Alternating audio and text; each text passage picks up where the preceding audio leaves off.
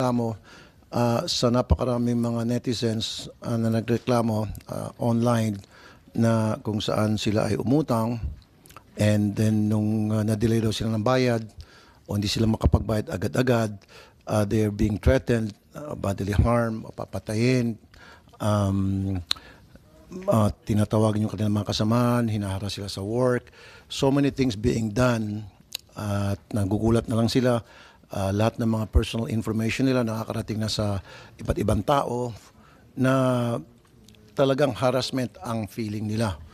So, this has to stop. Although, naniniwala pa rin ako na dapat ang utang kailangan bayaran. Of course. Pero merong mga pamamaraan naman para maningil ang pinagkakautangan. Hindi yung dadaan natin sa parang dahas. That's not the way it should be. And pangalawa dun sa ating agenda rito ay meron akong complainant, pumunta sa programa ko sa Wanted sa radyo, nakapag-withdraw through forgery ang certain people worth, I think, 41 million pesos sa Metrobank and RCBC and forged signature, paano nakalusot yun. And so we've invited the central bank, ano ba yung mga ways na gagawin natin nang sa gayon hindi na makakalusot ng ganitong klaseng perjury. I don't know bakit nakalusot pa rin ito sa dalawang nabanggit na bangko. And also pag-usapan din natin, dami kong reklamo sa mga sanlaan, pawn shops. And I thank si Buana Luwiller, they're here. And nag-testing din kami based on sa reklamo ng mga pumunta sa akin.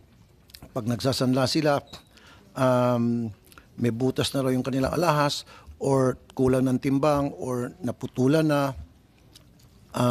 etc. So these are our agenda today and we have to resolve this in need of legislation, finds ways na mabigyan ng solusyon ng problema ito. That's my opening statement for now.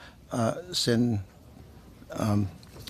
Win, thank you. Do you have an opening statement, please? Yes, thank you very much, Mr. Chairman. Maraming salamat sa pagdinig ho dito.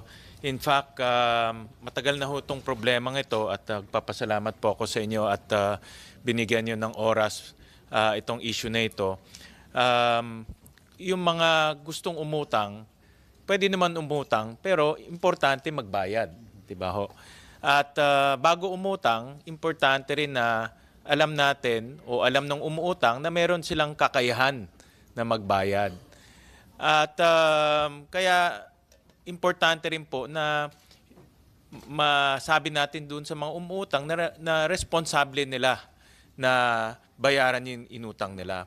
Pero Mr. Chairman, kagaya ho ninyo, marami rin ho kaming natanggap na mga complaints dahil yung mga nagpapautang, hindi lang nagpapautang, inaalok pa sa pag-uutang. Kumbaga, ginagawa nilang madali para umutang. Pero kung ikaw ay kumagat doon sa utang, una, papatawang ka ng almost 50% na interest rates and deductions. Wala hong financial institution na nagde-deduct po ng 50% on interest rates and deductions.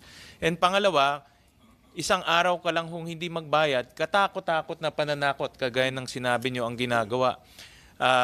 Pagmumura, pinapahiya sa komunidad, meron ho kaming reports na pinapadalan po ng corona ng patay, pinapadalan po ng bala, para ho puwersahin na magbayad.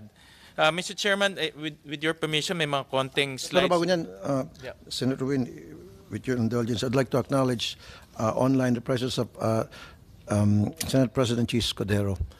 Yep. Go ahead, Sen. Ito po yung ilan sa mga slides na kinolate ho namin. Slide number 2 na magpapakita ho, napakadaling ho manloko para umutang ang tao. Magte-text lang, tapos approve na po yung loan ninyo. Kaya yung mga tao, Mr. Chairman, kumakagat dito sa mga utang na ito. Pero pag hindi ka makabayad, ito po yung mga text sa slide 3 na nakita ho namin, puro pagmumura ang ginagawa. Puro pagbabanta, puro pagpapahiya ang ginagawa po doon sa mga hindi magbayad.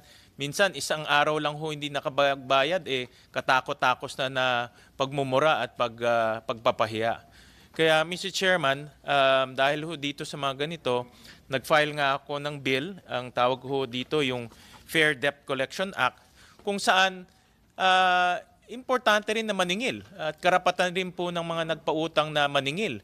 Pero dapat nasa tama at wastong pamamaraan yung paniningil at makatarungan yung paniningil po ng mga nagpapautang.